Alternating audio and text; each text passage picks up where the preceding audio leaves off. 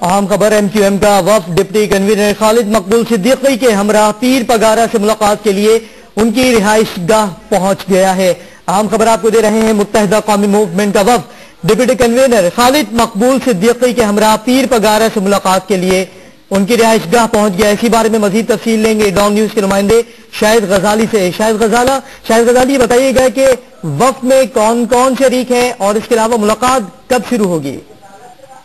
देखिए अली मौजूद इस वक्त इजलास यहाँ पे मुलाकात शुरू हो गई है पीर पगार के रिहाइश गाह पे। MQM का एक वफद जो है खालिद मकबूल सिद्दीकी की सरबराही के अंदर यहाँ पहुंचा है, जिसमें बाबर गौरी, वसीम अख्तर, डॉक्टर सगीर, गाजी सलाउद्दीन यहाँ पे मौजूद है। और इस वक्त दोनों ग्रुप जो दोनों पार्टी के रहनुमा जो है आपस में बातचीत कर रहे हैं। और खासकर जो आज की मुलाकात का जो मकसद है वो थर की सूरत हाल के हवाले से, क्योंकि आज थर के हवाले से जो हुकूमत सिंध ने जो काबीना का इजलास मिट्टी में तलब किया था और उस पर जो इल्जाम लगाए थे तो पोषण के ऊपर और खासकर MQM के ऊपर, MQM ने एक प्रेस कॉन्फ्रेंस की है सिंध असेंबली में और शहरियार में जो सिंध असेंबली में कायदे इख्तिलाफ दोनों प्रेस कॉन्फ्रेंस की है और उसने प्रेस का जवाब देने दिया है। इस बात पर ही आज दोनों रहनुमा जो है यहाँ पर पीर पगार राजगाह पे जमा हुए हैं और खालिद मकबूल सिद्दीकी के साथ जो वफद आया उन्होंने आज सूरत हाल पर ही बातचीत हो रही है। थर के मामला पे जो हुकूमत की जो कारकर्दगी है, जो नाकिस कारकर्दगी के हवाले से जो अहमात हुई है उस पर उन्होंने अपने शदीद तहफ़्फ़ुज़ात का इज़हार किया है और जवाब दिया है। और दूसरी सूरत हाल खास बात यह है कि आज इस बात पर बात होगी कि जो सिंध असेंबली में कायदे हिज़्ब इख्तिलाफ के लिए जो वहाँ पे सीट अलाट होनी है, क्योंकि MQM अब अपोजिशन में और अब अपोजिशन का जो उस पर राइट है वो MQM का है। तो आज कायदे हिज़्ब इख्तिलाफ के हवाले से जो MQM ने अपने पास से जो नाम को जो नॉमिनेट किया है उस हवाले से पीर पगारा से यहाँ पे उनकी मशावरत ले रहे हैं, क्योंकि यहाँ पे अली शहरियार महर जो इस वक्त कायदे हिज़्ब इख्तिलाफ है वो फंक्शन लीग के हैं। अब उनको हटाए जाने के बाद अब MQM अपना अपोजिशन लीडर लेके आएगी। लेकिन इस हवाले से उन्होंने चाहा कि इस बात को अफवाम और तफहीम फैल किया जाए और वो आज पीर पगारे के बाद पहुंचे हैं और थर की सूरत हाल के साथ साथ लीडर ऑफ दी अपोजिशन के लिए भी गुफ्तगू जारी है। मुत्तहिदा कौमी मूवमेंट का वफ्द डिप्टी कन्वीनर खालिद मकबूल सिद्दीकी के हमरा पीर पगारा से मुलाकात के लिए उनकी रिहाइश गाह पहुंच चुका है। थर की सूरत हाल पर ज़ेरे बहस की जाएगी और थर की सूरत हाल पर गुफ्तगू की जाएगी। इस वक्त पीर पगारा ने MQM के वफ्द से मुलाकात की है और अब मीडिया से गुफ्तगू कर रहे हैं। आज हम पाकिस्तान खुसूसन सिंध की सूरत पीर साहब के पास आए थे और आप सबके इल्म में इनसे हमारे बड़े पुराने और गहरे मरासिम हैं और सियासी मैदान में भी हमारा आपस में ताउन रहा है और ख्यालात की हम आंगी भी इस बात का तकाजा कर रही है कि हम मौजूदा सूरत हाल में बैठ के बात करें और फैसले करें। हमारे आज आने का खास तौर पर मकसद थर की सूरत हाल की जो संगीनी थी उससे बात करना और मिलकर थर के अवाम को उन सूरत हाल से बाहर निकालना है। आज वजीर आला सिंध ने कहा कि थर की सूरत हाल इतनी संगीन है कि इंसान कुछ नहीं कर सकता, खुदा को कुछ करना पड़ेगा। मैं उनसे खुदा का वास्ता देके कहता हूं अल्लाह को कुछ करना पड़ेगा। मैं अल्लाह का वास्ता देके उनसे कहता हूं कि वो अल्लाह अल्लाह करें और सिंध की हुकूमत भी अल्लाह के हवाले कर दें। हम समझते हैं कि जो मुजरिमाना गफलत की गई है थर के मामले में और जिस तरह इंसानी जानों का ज़िया हो रहा है, सिंध के बाकी जो सियासी कुव्वतें हैं उन्हें मिलकर अगर हुकूमत कुछ नहीं कर पा रही है तो फिर हमारा फर्ज बनता है कि हम इस हवाले से इक़दाम करें और सिंध के थर के अवाम को इन मुश्किलात से निकालें। और सिर्फ थर ही नहीं, इन्होंने पूरे सिंध को ही थर की हालत देने का ऐसा लगता है अज़्म किया हुआ। जिस किस्म की करप्शन है, जिस तरह की गवर्नेंस है, जिस तरह के अहकामात सादिर किए जाते हैं और कल हुकूमत सिंध का जो कॉन्वाय गया 100 गाड़ियों पर मुश्तमिल और जिस शान और शौकत से गया है वो खुद थर के भूखे प्यास से बिलखते हुए दीवारी में जकड़े हुए वहां के लोगों के पर के जख्मों पे मरहम रखने के बजाय नमक पाशी के मुताबिक। बहरहाल हम इंशाअल्लाह ताला पीर साहब के साथ आज बड़ी अच्छी गुफ्तगू हुई है और हम मिलकर खास तौर पे सिंध के दही और शहरी इलाकों के अवाम के दरमियान अगर कोई गलत फहमी पैदा करने की कोशिश कर रहा है तो उसको भी दूर करेंगे और सिंध की तरक्की के लिए मिलजुल के काम करेंगे।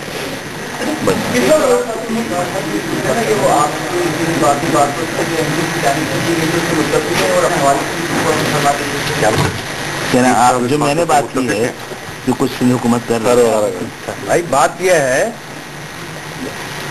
کہ جو ہمارے بھائی نے بات کی، خالد صاحب نے بات کی، ان کے لیے میرے پاس عزت ہے، جو ڈیلیگیشن آئے ان کے لیے عزت ہے، لیکن اگر آپ دیکھیں تو پچھلے 5-6 سال سے سندھ کا حال کیا ہے؟ ابھی تو یہ تھر کے لیے رو رہے ہیں. اگر اسی طرح گاڑی چلتی رہی تو یہ پورا سندھ بھی تھر کی طرف جانے لگا ہے، مٹی کی طرف. تو جو مٹی میں آج حالات ہیں، لاسٹ ایئر بھی یہی حالات تھے. اب یہ بولتے ہیں چیف منسٹر صاحب کہ جی خدا تعالیٰ کچھ کر سکتا ہے، اللہ تعالیٰ انسان نہیں کر سکتا. اب جو آپ نے گندم کی بھوریاں بھیجی ہیں تھر کے لوگوں کے لیے، کیا خدا تعالیٰ نے اس میں مٹی بھر کے بھیجی تھی کہ غریبوں کو مٹی کھلاؤ؟ اب تو تھر کے لیے آپ رو رہے ہیں، لیکن آپ دیکھو پچھلے 5-6 سال سے کوئی بھی آپ مجھے سندھ کا کوئی ڈپارٹمنٹ بتاؤ بچ گیا ہو. سندھ کے لا اینڈ آرڈر کی پوزیشن بتاؤ کیا ہے. خیرپور ڈسٹرکٹ ہمارے کرائم علی صاحب کا ڈسٹرکٹ ہے. اس ڈسٹرکٹ کی پوزیشن یہ ہے کہ سورج غروب ہونے سے پہلے ہر ایک اپنے گھر آنا چاہتا ہے. اگر کوئی بائی روڈ ٹریول کرتا ہے تو وہ اس کی کوشش یہ ہوتی ہے کہ دن کے وقت ہم خیرپور کا جو ایریا ہے وہ کراس کر جائیں.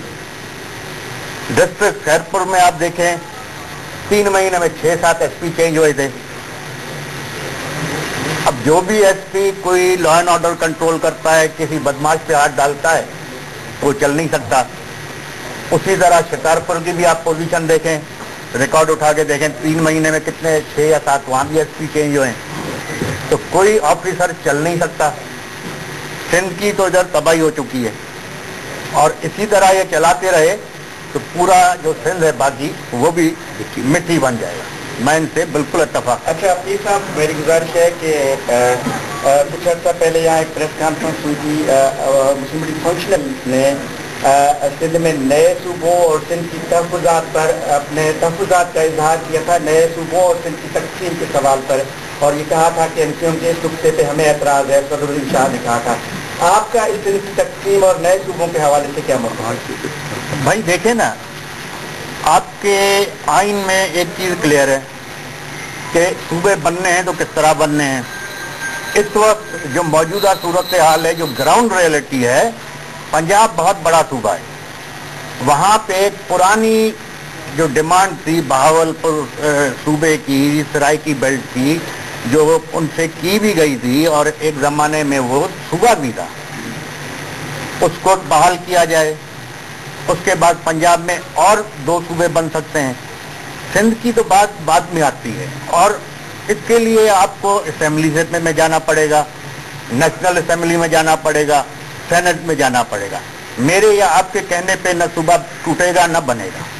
اس میں میں ان کے لیے ایک اور بات کر رہا ہوں کہ یہ مجھے خوشی ہوتی کہ اگر یہ بھی بولتے کہ آخر وجہ کیا ہے کہ صوبے کی آواز کیوں نکل رہی ہے، آخر کیا زیادتیاں ہو رہی ہے صوبے کی آواز کے لیے، گورنمنٹ کیا کر رہی ہے، گورنمنٹ نے کیا ایسے کام کیے، اس کے لیے اگر آپ بولیں تو مجھے خوشی ہوگی.